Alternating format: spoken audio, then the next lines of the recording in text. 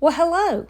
Welcome to the Liberated Multitasker. My name is Judy, and today we have a easy crock-pot chili recipe and cheesy muffins. We're going to start off with 2 pounds of stew meat, cut into about 2-inch cubes.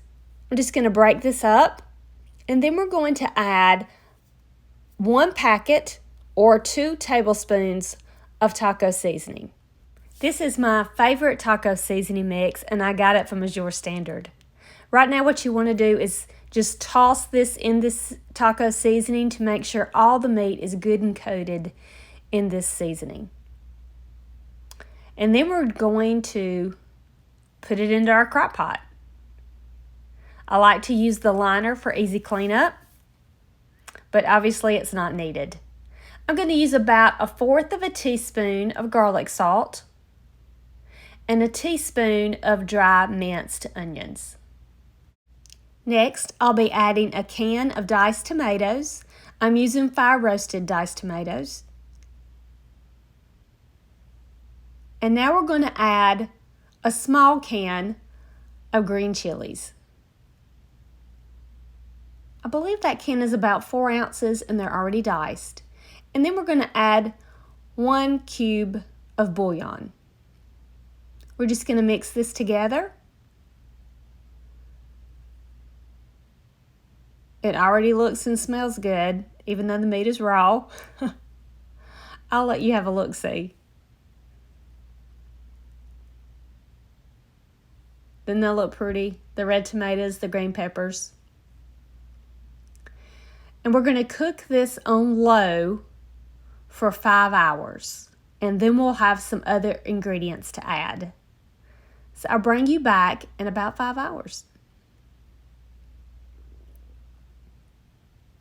Now it's been about 5 hours, so now it's time to add our other ingredients. I have 1 can of ranch-style beans.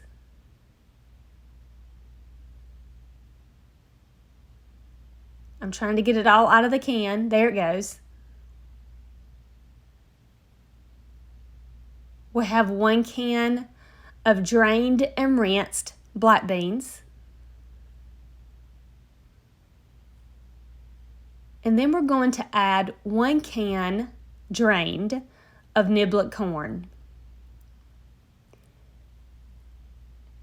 Now we're going to mix all this up together. And we'll put our lid on and let it cook for about another 30 minutes. And that is it to our easy crock pot chili. Now when you get ready to serve this, you can add some sour cream and some cheddar cheese, and that is good to go. Now, doesn't that look absolutely delicious? Now if you want to take things to another level, why don't we make some cheesy muffins? So I'm going to preheat my oven to 425 degrees. Now I've put some bacon grease in my pan. I'm going to suggest you not do that. And maybe just spray some non-stick spray in your muffin tins. That grease leaked out in my oven and smoked up my house. So now we're going to use 2 boxes of Jiffy cornmeal mix. As soon as I get those in my glass mixing bowl. You know, it's been a while since I made these, and usually when I make cornbread, I use bacon grease, but this time I recommend nonstick spray. Now that I have both boxes of the Jiffy cornmeal mix in my bowl, we're going to add 1 teaspoon of salt. I'm using Redmond's real salt. We're going to add 1/2 cup of milk.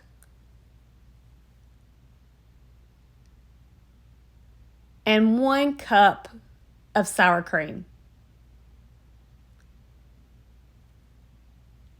And about 1 cup of shredded cheese. I have a feeling that's a little more than 1 cup, but oh well. Now we're just going to mix this up really well together.